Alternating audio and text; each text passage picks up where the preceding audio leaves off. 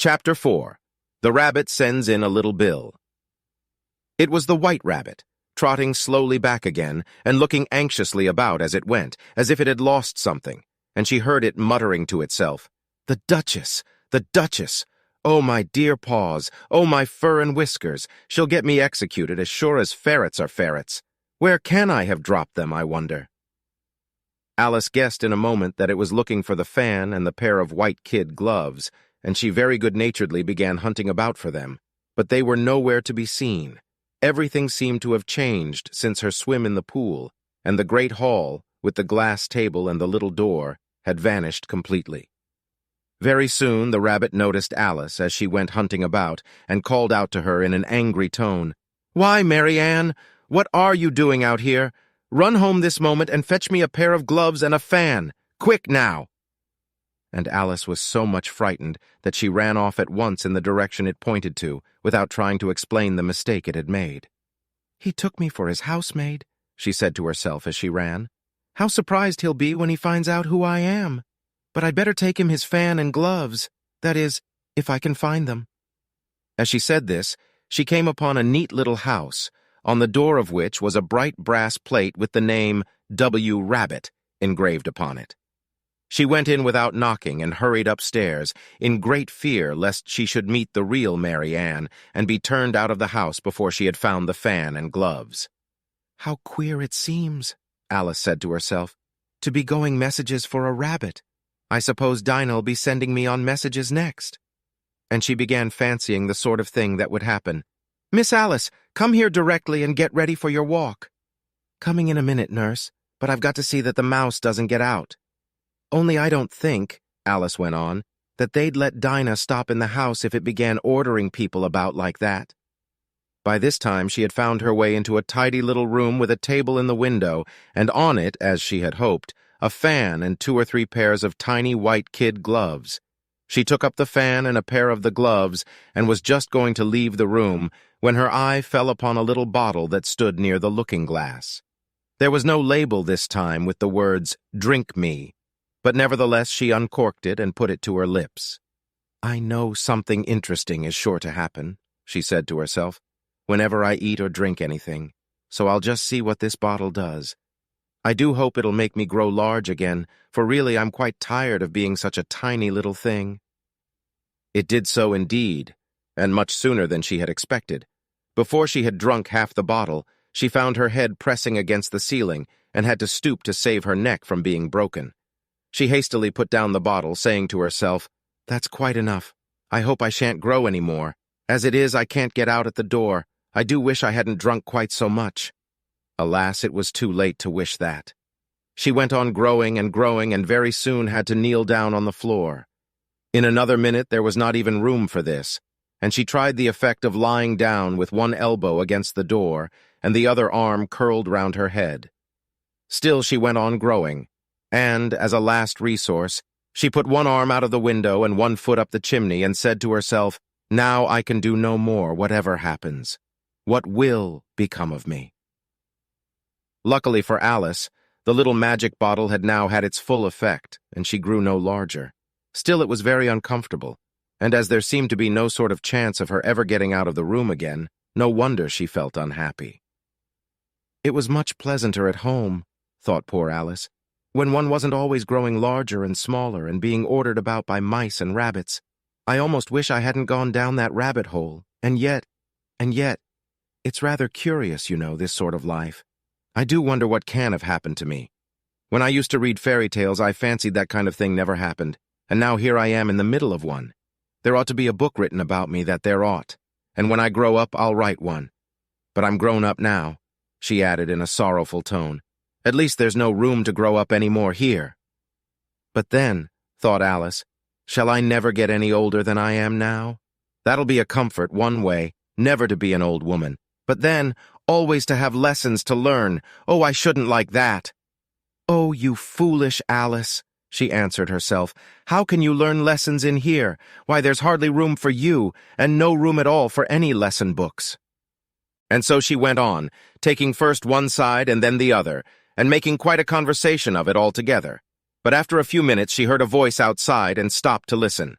"Mary Ann! Mary Ann!" said the voice. "Fetch me my gloves this moment!" Then came a little pattering of feet on the stairs. Alice knew it was the rabbit coming to look for her, and she trembled till she shook the house, quite forgetting that she was now about 1,000 times as large as the rabbit, and had no reason to be afraid of it. Presently the rabbit came up to the door and tried to open it, but as the door opened inwards, and Alice's elbow was pressed hard against it, that attempt proved a failure. Alice heard it say to itself, "Then I'll go round and get in at the window." "That you won't," thought Alice, and after waiting till she fancied she heard the rabbit just under the window, she suddenly spread out her hand and made a snatch in the air. She did not get hold of anything, but she heard a little shriek and a fall, and a crash of broken glass, from which she concluded that it was just possible it had fallen into a cucumber frame, or something of the sort. Next came an angry voice, the rabbit's. "Pat! Pat! Where are you?" And then a voice she had never heard before. "Sure then I'm here, digging for apples, Your Honor." "Digging for apples indeed," said the rabbit angrily. "Here, come and help me out of this." Sounds of more broken glass. "Now tell me, Pat, what's that in the window?" "Sure, it's an arm, Your Honor." He pronounced it arum. "An arm, you goose. Whoever saw one that size? Why, it fills the whole window." "Sure it does, Your Honor, but it's an arm for all that." "Well, it's got no business there at any rate. Go and take it away." There was a long silence after this, and Alice could only hear whispers now and then, such as, "Sure, I don't like it, Your Honor, at all, at all." "Do as I tell you, you coward." And at last she spread out her hand again and made another snatch in the air. This time there were 2 little shrieks and more sounds of broken glass. "What a number of cucumber frames there must be," thought Alice. "I wonder what they'll do next.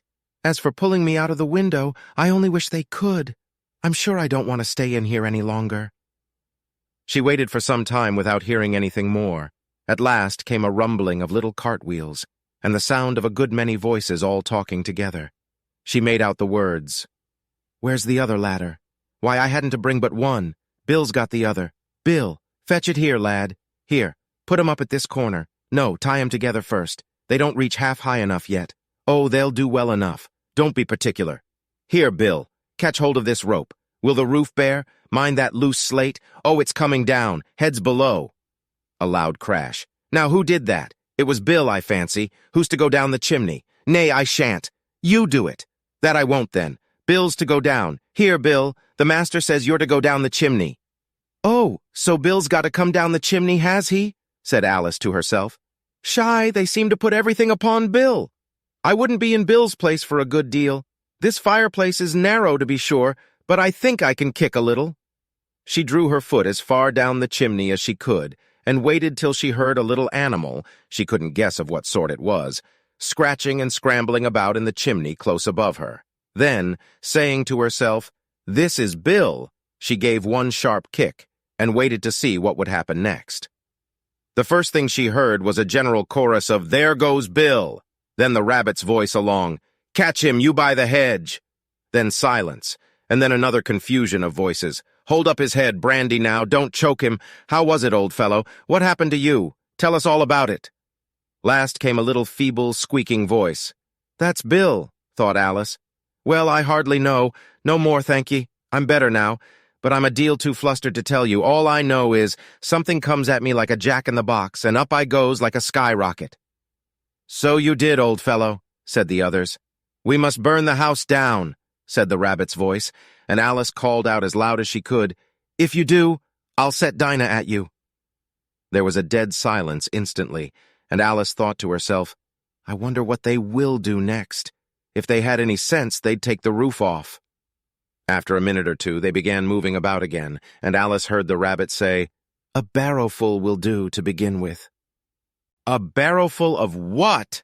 thought Alice, but she had not long to doubt, for the next moment a shower of little pebbles came rattling in at the window, and some of them hit her in the face. "I'll put a stop to this," she said to herself, and shouted out, "You'd better not do that again," which produced another dead silence. Alice noticed with some surprise that the pebbles were all turning into little cakes as they lay on the floor, and a bright idea came into her head. "If I eat one of these cakes," she thought, It's sure to make some change in my size, and as it can't possibly make me larger, it must make me smaller, I suppose. So she swallowed one of the cakes, and was delighted to find that she began shrinking directly. As soon as she was small enough to get through the door, she ran out of the house and found quite a crowd of little animals and birds waiting outside. The poor little lizard, Bill, was in the middle, being held up by 2 guinea pigs, who were giving it something out of a bottle. They all made a rush at Alice the moment she appeared, but she ran off as hard as she could and soon found herself safe in a thick wood. "The first thing I've got to do," said Alice to herself as she wandered about in the wood, "is to grow to my right size again, and the second thing is to find my way into that lovely garden. I think that will be the best plan." It sounded an excellent plan, no doubt, and very neatly and simply arranged. The only difficulty was that she had not the smallest idea how to set about it, and while she was peering about anxiously among the trees, a little sharp bark just over her head made her look up in a great hurry. An enormous puppy was looking down at her with large, round eyes and feebly stretching out one paw, trying to touch her. "Poor little thing," said Alice in a coaxing tone, and she tried hard to whistle to it, but she was terribly frightened all the time at the thought that it might be hungry, in which case it would be very likely to eat her up in spite of all her coaxing. Hardly knowing what she did, she picked up a little bit of stick and held it out to the puppy, whereupon the puppy jumped into the air off all its feet at once with a yelp of delight and rushed at the stick and made believe to worry it. Then Alice dodged behind a great thistle to keep herself from being run over, and the moment she appeared on the other side, the puppy made another rush at the stick and tumbled head over heels in its hurry to get hold of it. Then Alice, thinking it was very like having a game of play with a cart horse and expecting every moment to be trampled under its feet, ran round the thistle again. Then the puppy began a series of short charges at the stick, running a very little way forwards each time and a long way back, and barking hoarsely all the while, till at last it sat down a good way off, panting with its tongue hanging out of its mouth and its great eyes half shut. This seemed to Alice a good opportunity for making her escape, so she set off at once and ran till she was quite tired and out of breath, until the puppy's bark sounded quite faint in the distance. "And yet what a dear little puppy it was," said Alice, as she leant against a buttercup to rest herself, and fanned herself with one of the leaves. "I should have liked teaching it tricks very much if I'd only been the right size to do it. Oh dear, I'd nearly forgotten that I've got to grow up again. Let me see, how is it to be managed? I suppose I ought to eat or drink something or other, but the great question is, what?" The great question certainly was, what? Alice looked all round her at the flowers and the blades of grass, but she did not see anything that looked like the right thing to eat or drink under the circumstances. There was a large mushroom growing near her, about the same height as herself, and when she had looked under it, and on both sides of it and behind it, it occurred to her that she might as well look and see what was on the top of it. She stretched herself up on tiptoe and peeped over the edge of the mushroom, and her eyes immediately met those of a large caterpillar that was sitting on the top with its arms folded, quietly smoking a long hookah and taking not the smallest notice of her or of anything else.